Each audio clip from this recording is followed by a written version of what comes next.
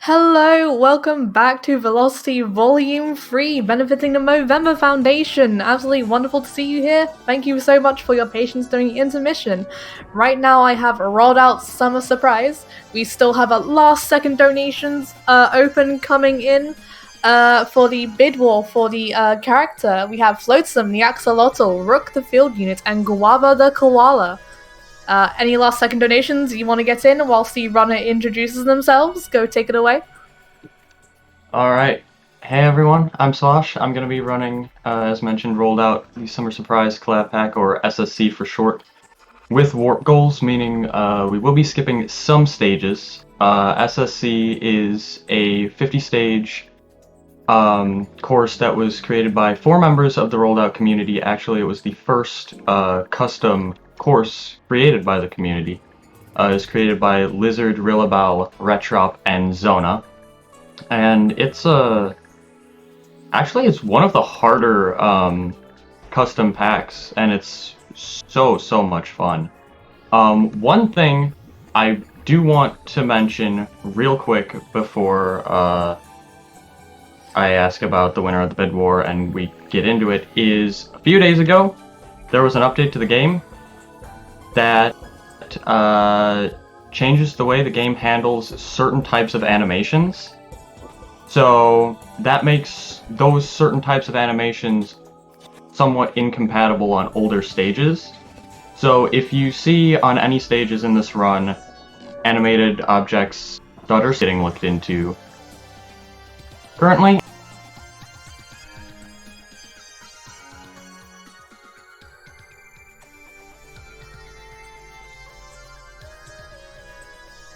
and it shouldn't really affect the run except for one warp goal routing change. But yeah, now I think would be a pretty good time for the bid war. Awesome, so now the bid war is closed, and in first place we have Rook the Field Unit. So we're going to be playing as Rook the Field Unit for this run. Fantastic stuff. Alright, Rook's my favorite. I'm so glad that she won. Great stuff, so I guess we're ready. Alright, then I'm gonna give a quick countdown, and then we are going to jump on into it from 5, 4, 3, 2, 1, go. Are you ready? Good luck, good luck. Start. Thank you very much. So, first thing you're going to notice in this run is I'm going to be moving diagonally quite a bit. That's called boosting. So pretty much the game, I believe it reads inputs in a square. So when you're moving diagonally, you get the strength of both directions. So you are able to accelerate faster. You can also do this in the air, and it lets you stay airborne longer. That I think air boosting is only utilized on one stage for the most part in this run. But Clear. Are you ready? Roll. on first try, I'm going to just take the blue goal and play the next stage, because it's actually faster if you miss the green goal to just take the blue goal and play the next stage, then give it another try, because this stage is really long. Yeah, messed up the setup. The turnaround at the button is really precise. Start. So we're now gonna show off Sweeper instead of skipping it, which is actually one of my favorite stages in the pack. I'm kind of disappointed that it gets skipped, but it's a nice little discipline stage. But on there and back, I mentioned the green goal, Set. so and the blue goal. So the way you tell what level of goal you are going through is warp goals will have particle effects around the base of them.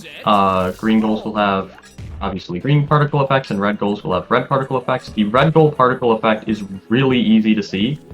The green goal you have to look a little bit harder to see it. And then blue goals have no particle effects. Blue goals advance you one stage, green goals skip one stage, taking you 2 forward, and red goals skip 2 stages, taking you 3 forward. There are also in the game purple goals, which have purple particle effects and take you forward or backwards a random amount, but there are no purple goals in this run. Purple goals are a very rare sight right now. We're actually almost through the first world theme, Tranquility, and we're going to be heading on into the desert ruins.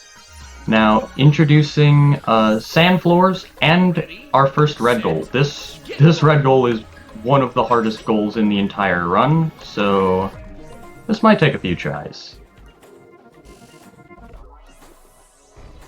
I let up on the rightward input a little too late. This should be good. There we go. So sand floors pretty much slow you down, and if you're falling into a sand surface, it will pretty much take away all of your momentum. I missed the platform skip on Ricochet, but I didn't go in the blue goal, so I didn't have to retry that. Ricochet, getting that green goal is actually really important because it skips a 35-second auto-scroller. And diamonds we're not going to play because they're fun bounces. Let's see. Sand Dune is a stage that early on, or right now, can be pretty actually difficult. You've got to have really good speed control on it, and I did not have good speed control, and my camera is turning the opposite way it normally does, and I just hit multiple faces on the spring pad. So, I think that I should probably mention, after that little incident, so there's a funny thing with spring pads where if you hit multiple faces of a spring pad, you get launched with the force as if you hit each and every one of them. So I did not actually know that it was possible to hit multiple faces on a spring pad on that stage. I have never seen that happen before. Yeah. Dune surfing, I'm going to try a skip. Yeah, I'm going to try the skip again. Where pretty much we don't surf the dunes, we instead surf these pyramids, skipping about half the stage. That's still just about as fast as if I had just played the stage normally, even with that death in there. Spinning sands. I'm gonna fall right into the hole. Great start. Popping off right now.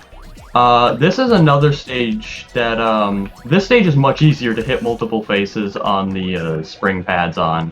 And if that happens, you've got to have really good air control, because that is the biggest way that this stage can punish you. The stage can also punish recklessness very easily. I'm going to take that a little carefully. We're already into the third world. Foggy Mountains. This is going to introduce the, well, it was on there and back, but it wasn't really a good time to talk about it, but Foggy Mountains introduces the wind mechanic, which, as you would expect from wind, it pushes you around. And we're going to be seeing wind again in a few stages. But this stage here, Broken Path, I'm going for the IL strat on it. That was a weird bounce. But the IL strat, in my opinion, is easier than the intended route on this stage, and I don't think that this IL strat is easy, and I just goalposted. Nice. This is one of the hardest strats in the run, so if I can get past this, I'm going to be feeling very, very happy. There we go. Bouncing on the top of where those two ramps meet is definitely ideal, but if you land on the upward ramp, then it is definitely manageable. But those ramps are very steep, so you gotta be careful.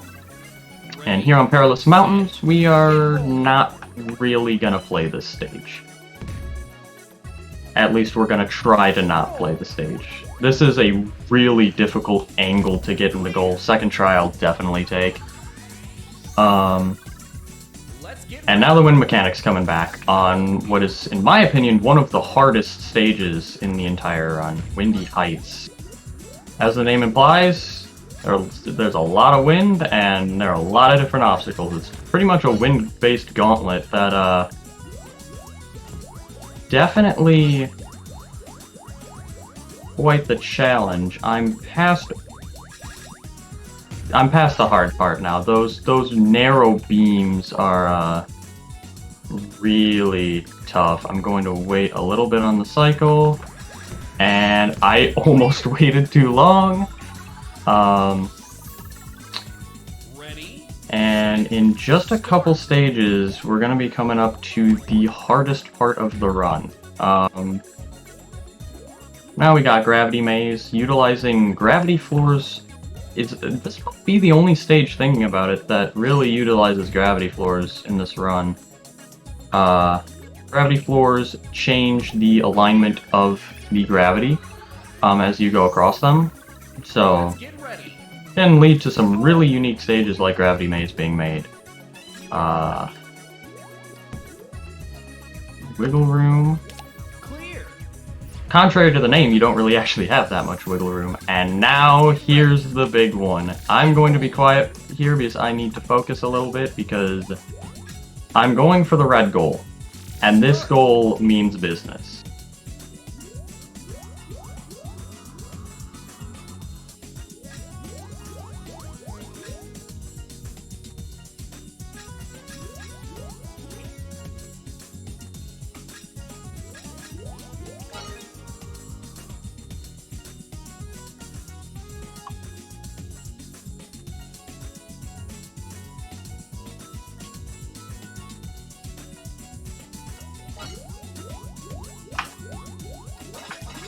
Yeah, second try, Ledge Demon Red Goal. That is the hardest goal in the entire run, and possibly in the entire game. But now as we enter the Heavenly Chamber, now would actually be a really great time for any donations or announcements that we might have. Awesome, fantastic, and I'm really happy to see you get it second try. That is Ultra Pog, my dude. Right, just want you all to remember, Velocity Volume 3 is benefiting the Movember Foundation. All proceeds will go directly to the Movember Foundation, benefiting research towards men's mental health and suicide prevention, prostate cancer and testicular cancer. Since 2003, Movember has funded more than 1,250 men's mental health projects and physical health projects around the world, challenging the status quo, shaking up men's health research, and transforming the way services reach and support men. It's absolutely fantastic. We also have some bid wars going on at the moment. I do believe we have a Soul Silver any percent Glitchless Manipulous run coming up later on this evening, where you can name the Cyndaquil, Snorlax, their character, and also the Gyarados. I think we have $40 to name Cyndaquil Morty after Sable Dragonrook's pet lizard Morty, who was running Last Guardian earlier. If you want to shake things up, feel free to donate, suggest a name. I will donate down there as well, so you can find it in the chat. And yeah, thank you all for coming and supporting this wonderful cause, and thanks so much for the runner for showing off this really adorable Super Monkey Ball, like, kind of prodigy game. Alright, so I just hit an interesting bounce on Shifty Tiles for the Warp Goal. That strat for the green goal was discovered only, I think, a few weeks ago. But it's one of the hardest parts of the run for me. Now, this stage was originally a hold-up strat for the red goal, but because of the incompatibility with animations now, we're going to be taking the green goal, which is actually faster, because this takes us to Warp Zone, which is a stage that the red goal skips, and I'm going to try for the green goal a couple more times. Because this stage's green goal skips Trials, which is a 35-second gauntlet. Get rolling. So it's only actually a time save if I hit the warp goal on the first try, and I just goalpost it. All right, you know what? I'm gonna just take whichever goal Rook wants to go in now. This green goal is one of the harder ones. Oh, I got it anyway. It's one of the harder warp goals just because the angle you have to get going into it is really tough. And we're already into the final world, the final 10 stages of this run, the Haunted Grounds. Definitely my favorite set of stages in the run.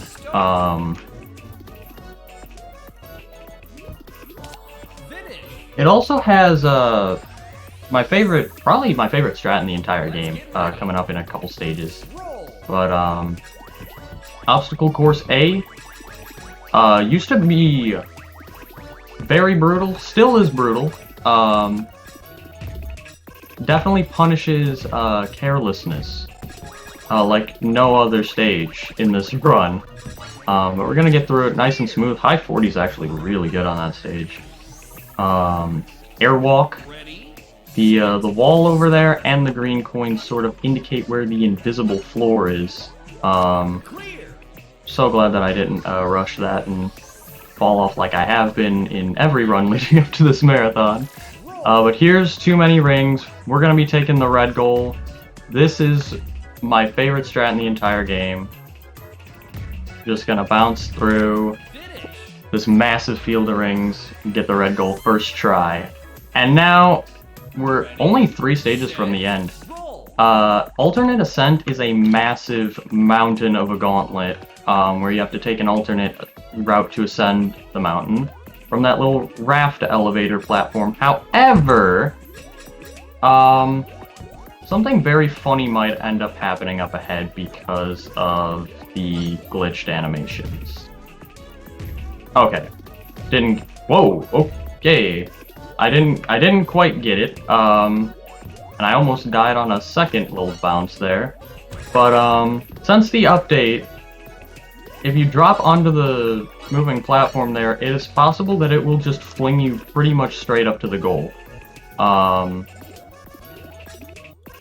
But thankfully, that didn't happen, so I get to show off the entire stage, because this is a really good stage. And from start to finish is definitely one of the most challenging. We are about to say goodbye to our friend the Raft. Goodbye, Raft. Thank you for carrying us this far. I find it ironic that, like, the hardest obstacle on the stage is the first one after the Raft. Let me just pop up this wall. And in the goal. We got 2 stages left. I think I'm going to take a moment now to explain the kind of strat I'm going to be doing on the last stage, which is Wobble. I'm going to be doing a pause strat, which I have not done at all this run, because pause buffering is not a thing in World Out. So pretty much I'm going to be trying to pause on a specific frame, and then make a frame-perfect input before unpausing. And that will let me skip pretty much the entire stage. So time's going to be coming up when I pass through the goal on this stage. I missed the frame. There are, I think, 3 frames that work, and that is not one of them. Does 116 work? No, it almost works. 175 should work, and I got the adjustment wrong after it. Have I ever tried a 150?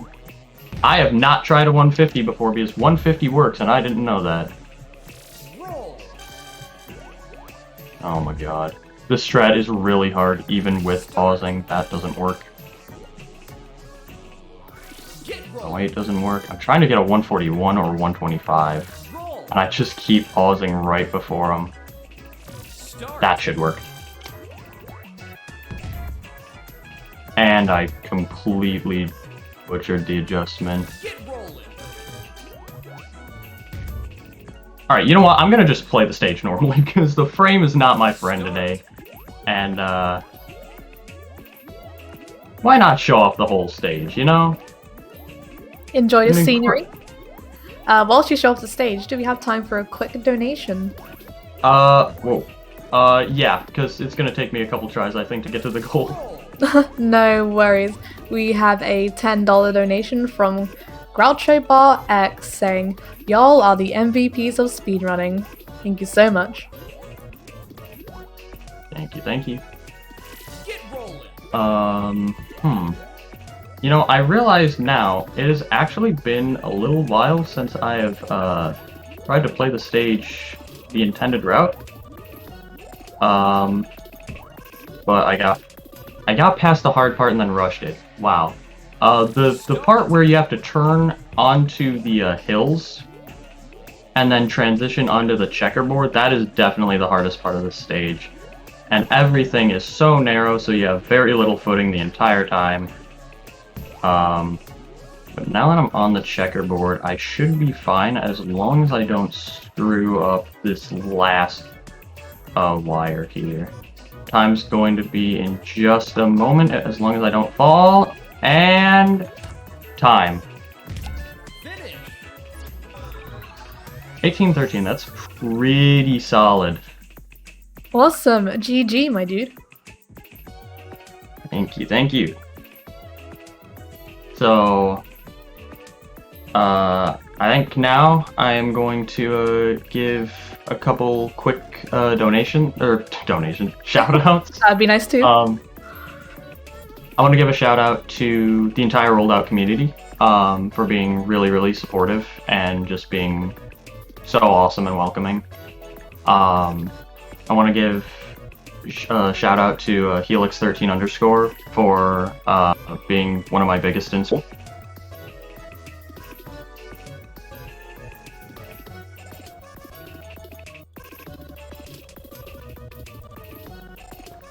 I never would have started running or probably even watching speedruns if not for her, so I'm really, really thankful that she showed me this world of gaming. I'd like to give a shout out once again to the 4 people who made the Summer Surprise collab pack: Lizard, Rillabelle, Retrop, and Zona. This is such a fun pack to run, and it's been an absolute blast trying to push the time down as far as I can go. And lastly, huge shout out to Team Velocity for letting me show off this run. This has been a blast.